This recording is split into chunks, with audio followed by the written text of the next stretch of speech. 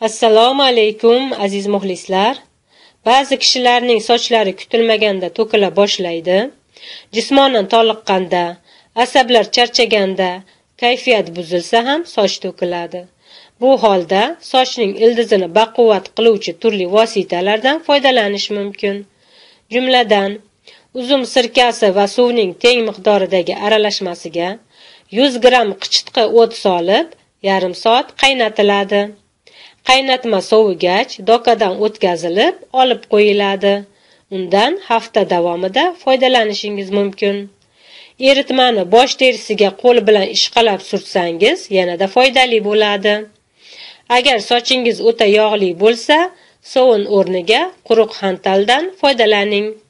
Biroq uni doimiy ravishda qo'llash mumkin emas, chunki bunda bosh terisi ta'sirlanib qoladi. Boshqa usul: bir osh qoshiq o'simlik yog'i bilan bitta tuxum sarig'i aralashtiriladi.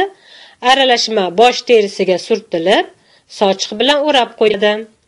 Yarim soat vaqt o'tgach, sochlarni sovun ko'pigida yuvish va yumshoq sochiqqa artib quritish lozim. Yana bir usul: davolashdan oldin soch ustara bilan tagigacha qirib tashlanadi-da, mayda qirg'ichdan chiqarilgan 5-6 ta piyoz bo'tqasi toza qirilgan boshga qo'yilib, surp ro'mol bilan o'raladi. Bu muolajani to boshdan yangi qora sochlar o'sib chiqquncha har kuni kechqurun 1 oy davomida qo'llash lozim.